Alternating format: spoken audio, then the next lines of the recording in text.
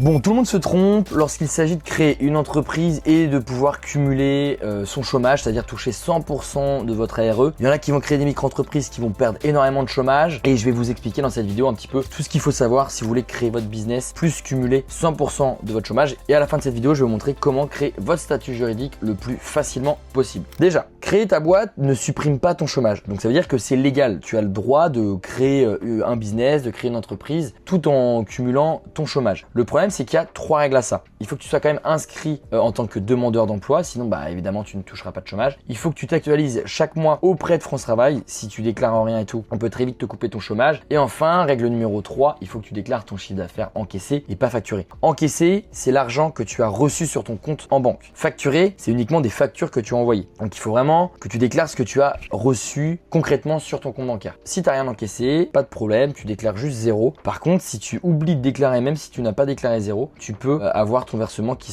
sera suspendu. Ensuite, étape 1, on va d'abord parler un petit peu de la micro-entreprise pour que tu puisses mieux comprendre pourquoi tu ne touches pas 100% de ton chômage si tu as une micro-entreprise. La micro-entreprise, on a un abattement. France Travail, en gros, va calculer un petit peu ce que tu gagnes en chiffre d'affaires avec ta micro-entreprise pour ensuite savoir combien France Travail te donnera. Sauf que France Travail ne prend pas ton chiffre d'affaires brut. Il applique un abattement. En gros, par exemple, si tu es en prestation de service BIC, tu fais 10 000 € de chiffre d'affaires, eh bien, France Travail ne va pas calculer ton ARE à partir des 10 000 € de chiffre d'affaires, il va calculer ton ARE à partir des 5 000 €. Pourquoi? Parce qu'il y a 50% d'abattement. Évidemment, parce que là, c'est en prestation de services commerciaux. Si tu es en vente de marchandises, c'est 71. Si tu es en libéral, c'est 34. Prenons un exemple simple, parce que je sais que c'est pas toujours très clair. Le calcul avec Lucie, donc elle est graphiste, 2 000 € encaissés en juin. Donc elle gagne 2 000 € de chiffre d'affaires. Donc c'est ce qu'elle a encaissé, donc c'est ce qu'elle a reçu sur son compte bancaire professionnel. Après un abattement de 34%, France Travail va regarder uniquement ce chiffre-là et pas le chiffre d'affaires, donc 1 320 €. Et du coup, on va les déduire, donc 70%, moins 924 € à la fin du mois, elle devrait toucher seulement 748 € pour une base d'allocation de 1 672 €. Donc je prends vraiment un exemple concret. Donc en fait, elle a juste fait 2 000 € de chiffre d'affaires et elle va toucher seulement 748 €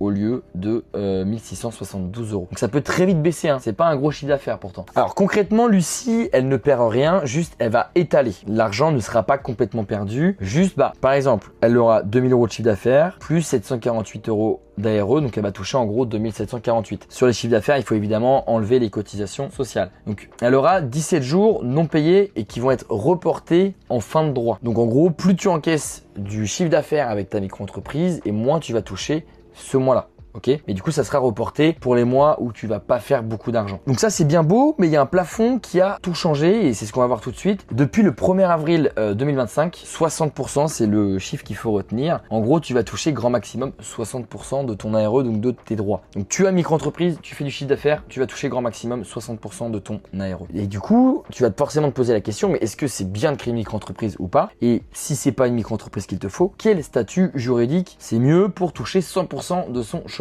entre la SASU, le URL et la micro-entreprise. La micro-entreprise, elle est top en vrai. En fait, ça va dépendre grandement de ton choix. Si tu t'en moques un petit peu de perdre un petit peu de ton chômage et que tu veux un statut juridique assez simple, prends une micro-entreprise. Tu as un abattement forfaitaire, tu vas quand même garder une grosse part de ton ARE et en fait, ton chômage va grandement dépendre de ton chiffre d'affaires. Donc, c'est pas un gros problème, mais il y a des gens qui veulent tenir à garder 100% de leur chômage, ce qui est normal. Donc ici, dans ces cas-là, prenez vraiment une micro-entreprise. Maintenant, si tu veux vraiment toucher 100% de ton chômage, ici dans ces cas-là, une micro-entreprise c'est parfait. Et évidemment, tu peux cliquer sur mon lien en description et tu as 15% de réduction avec le code Louis15 en majuscule. Et maintenant, je vais te parler du statut juridique si tu veux toucher 100% de ton chômage. La SASU. Pourquoi pas le URL? Parce que le URL, en fait, tu es un peu considéré comme un micro-entrepreneur, c'est-à-dire que tu fais du chiffre d'affaires, donc France Travail voit que tu fais du chiffre d'affaires, donc hop, on baisse ton chômage. La SASU, tu fais du chiffre d'affaires, mais tu peux absolument rien déclarer. Donc tu fais du chiffre d'affaires avec ta SASU, mais par contre, si tu ne te verses ni salaire, ni dividende, eh bien France Travail va se dire ok, sa société encaisse de l'argent, mais c'est sa société, c'est pas lui en tant que personne qui gagne de l'argent. Donc du coup, comme il a rien pour vivre, eh bien on va lui laisser 100% de son ARE. Par contre, il faut deux options. L'option A, c'est au niveau des statuts. Il faut bien une clause qui précise que le président exerce ses fonctions à titre gratuit. En gros, prouver à France Travail que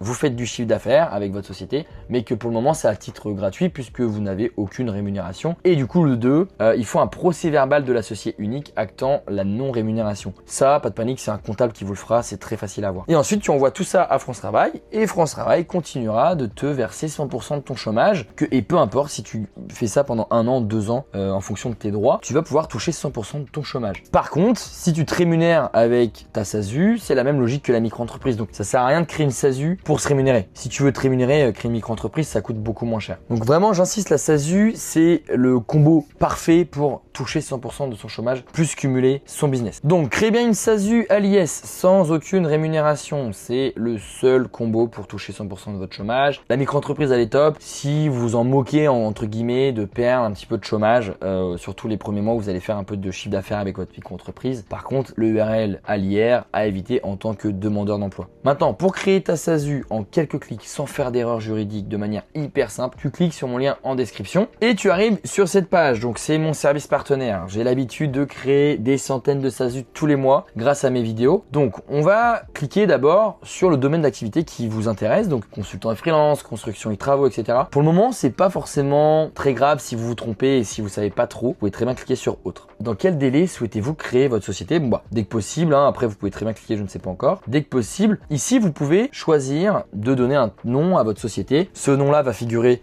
sur internet. Si on tape votre prénom, votre nom, on va retrouver votre société, donc le nom de votre société. On va aussi retrouver le nom de votre société sur toutes vos factures. Donc c'est pour ça que vous pouvez très bien mettre le nom que vous voulez. Pour le moment, avec Legal Place, vous pouvez très bien cliquer sur choisir plus tard si vous n'avez pas encore d'idée, donc pas de panique. Là c'était vraiment à titre d'exemple. Continuez. Quel est votre domaine d'activité? Consultant et freelance, vous pouvez mettre sur haute si vous ne savez toujours pas. Allez, consultant et freelance pour l'exemple. Qui sera président de la société? Un particulier. Votre identité, donc l'identité du président c'est vous. Continuez. Combien y a-t-il d'associés fondateurs? Un seul cas, une SASU. C'est là où c'est top une SASU, c'est que si vous voulez intégrer un associé, des investisseurs, etc., votre SASU va se transformer en SAS et c'est hyper flexible de faire ça. Donc ici on est solo, donc on va cliquer sur un seul. Le président est-il associé fondateur? Bah oui, c'est vous le président, c'est vous l'associé fondateur, donc oui. Ici, capital social. En gros, le capital social, c'est de l'argent que vous allez déposer pour créer votre société. En gros, c'est de l'argent qui sera directement sur le compte bancaire de votre société. Et à partir de cet argent-là, vous allez pouvoir faire passer plein de frais professionnels. En tout cas au début, parce que vous pouvez très bien mettre 1 euro symbolique, mais si vous avez que 1 euro sur le compte de votre société, vous n'allez pas pouvoir acheter de matériel et vous n'allez pouvoir rien déduire. Donc, moi, je vous conseille de mettre 1000 euros. C'est suffisant, surtout au début quand on ouvre une société. Donc, continuez. C'est pas obligatoire. Vous pouvez mettre 1 euro, une fois de plus. Il n'y a pas de pression là-dessus. Continuez. Ici, comme je vous le disais tout à l'heure, domiciliez votre société à Paris. Pourquoi? Parce que si vous mettez l'adresse postale de votre domicile comme adresse postale pour votre société, n'importe qui peut savoir où vous habitez. Donc, ça peut être un peu dangereux. C'est pas forcément très agréable de savoir que notre adresse postale circule sur Internet. Et le courrier ira du coup. Donc, votre société aura cette adresse postale là. Le courrier ira là-bas. Nous, on scanne votre courrier et on vous l'envoie par mail. C'est hyper simple. Donc, c'est pas obligatoire, mais je préfère cliquer sur domicilier avec Legal Place. Avez-vous déjà mandaté un expert comptable? Non. Ici, votre adresse email, votre numéro de téléphone. Continuez et ici, cochez bien cette case. Donc, vous avez vu, ça va hyper vite, c'est hyper simple. Hop, ici, c'est le meilleur pack. Vous pouvez très bien regarder les autres formules, mais concrètement, là, vous ne payez rien. Par contre, juste vous vous engagez à payer 69 euros par mois pour la comptabilité et la domiciliation. Donc en fait, la domiciliation, donc c'est pour héberger votre société à Paris. Et ce qui est top aussi, c'est que vous allez payer la CFE la moins chère de France. Donc vous êtes sûr de faire jusqu'à 1000 euros d'économie tous les ans. Donc c'est pour ça que c'est top. Donc moi, je vais prendre ce pack-là. Une fois de plus, c'est pas obligatoire. Créer ma société. Et là, vous avez des frais de greffe obligatoires. Peu importe que vous passiez par nous ou d'autres sites, dans tous les cas, vous serez obligé de payer ce prix-là. C'est des frais de greffe obligatoires. Donc tout le monde paye ces prix-là quand on crée une société. Donc vous allez faire payer en toute sécurité. Ici, vous pouvez très bien ajouter quand même mon code de réduction. Nous, ça nous permet de voir que mes vidéos vous aident. Malheureusement, ça vous apporte pas grand-chose parce que c'est 15% de réduction sur tous les services de Legal Place. Mais là, la création de société est offerte. Donc procédez au règlement, carte de crédit, PayPal, Google Pay. Et une fois que c'est fait, Legal Place se charge de créer votre SASU de A à Z sans aucune erreur juridique et de manière hyper rapide. Si vous voulez créer une micro-entreprise, vous pouvez aussi cliquer sur le lien en description. C'est encore plus rapide de créer une micro-entreprise avec Legal Place. Vous avez pour le coup 15% de réduction avec le code Louis15 en majuscule. Et si vous voulez créer une micro-entreprise directement sur le site officiel de l'INPI de manière 100% gratuite, vous pouvez regarder ma vidéo qui s'affiche ici ou ici.